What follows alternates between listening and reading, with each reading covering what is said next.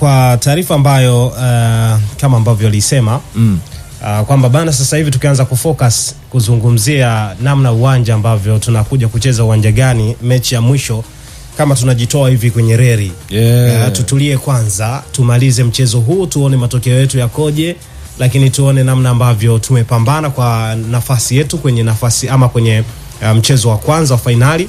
Baada ya hapo sasa ndo tunakuja sasa kusema bana, kwa taarifa ambayo ilitolewa na CAF sasa hivi ndo tunawaza ama tumefikia hapa. Lakini kwa tathmini ama kwa kile ambacho umekizungumzia Msigwa, unaona kabisa kuna vitu ambavyo pengine CAF walikuwa hawavifahamu ama walikuwa hawana uhakika navyo, ama ni figisu tu vya hapa na pale. Lakini ukijaribu kuangalia maelezo, lakini ukijaribu kuangalia picha mjongeo ambavyo inaonyesha uwanja wa Benjamin Mkapa, sidhani kama kuna haja ya kubadili uwanja mwingine, japo maamuzi ama tamko la CAF hadi sasa hivi linaonyesha hivyo. Lakini sidhani kama ni njia sahihi, na ni moja tu ya mbinu ambazo huenda zinatumika, kwa sababu pia wanajua namna ambavyo mashabiki wana nguvu kwenye mchezo husika. Ndio maana hata ukienda kwenye mataifa yao huko utakutana na namna ambavyo staili ya mashabiki inakuwa.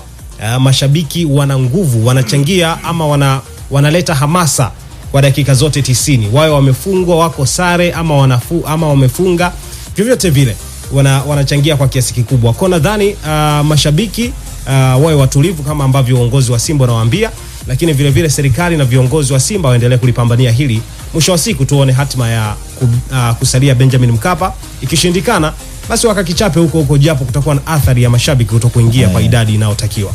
Bana, chochote kinaweza kutokea, lakini bado kuna asilimia kubwa ya maamuzi kubadilika.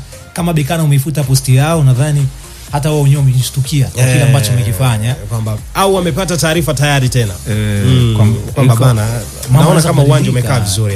Mambo yanaweza kubadilika bana. Msishangilie sana. Hatutakataa kwa mara nyingine tena, hatutakataa nguvu ya Waarabu jinsi ilivyo. Unajua jamani, kama anautumia ile mamlaka alikuwa nayo, power ile, makamu rais wa kwanza alafu rais wa Bekane. Mpaka sasa hivi tunajiuliza kwa nini hajaachia madaraka. Alafu ongezea hapo waziri wa fedha. Kwa ni mtu mkubwa. Of course, kama mpaka sasa hivi hajaachia madaraka, Patrice Motsepe kaachia madaraka Mamelodi. Just imagine Patrice Motsepe angekuwa rais wa Mamelodi. Ndio. So tu rais mmiliki alafu bado rais wa CAF.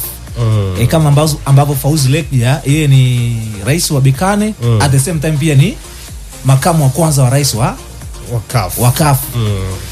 Alafu bado ni rais wa shirikisho la Morocco. Unaona kabisa kuna kitu ambacho akizungumza lazima kuwe na ushawishi, kwa sababu yeye yuko mle, yani maana yake ni kama mtu kwamba anajipigia pasi mwenyewe. Anajipigia pasi na anaenda kufunga yeye mwenyewe. Kwa nadhani hili pia ama huu mfumo ambao upo pia ni wa kuangalia pia. Afrika tusiendelee kwenda hivyo. Utumwa ambao wanataka kutuletea kwenye mpira kidogo uso ushindani.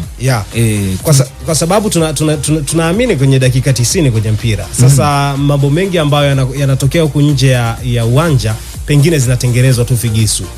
Kwa sababu wanajua kwamba sisi tukisema kwani yeye mtatupinga. Sisi ndo mamlaka, kwa sababu ukijaribu kuangalia CAF kwa mujibu wao ama kwa mujibu wa taratibu zilivyo, CAF ndo wanaamua mchezo uchezwe saa ngapi, uchezwe wapi. Na wao ndo sasa wenye mamlaka, na mamlaka hayo kama wao ndo wenye mamlaka na kuna mtu ndani yao, na huyo mtu ndo ametaka uwanja wa Mkapa usitumike. Anataka watumie New Amaan Complex. Kwa nini? Sababu zinazotajwa hazina afya zote, na ukijaribu kuangalia ama hazina mashiko. Kwa namna moja ama nyingine unaona kama muda mwingine tusiendelee kufika huko ama tusiendelee kuliendekeza soka la Afrika hivyo, kwamba watu wachache wanakuwa na mamlaka makubwa ya kuongoza watu wengi ambao wanaonekana kama hawana nguvu ama mamlaka.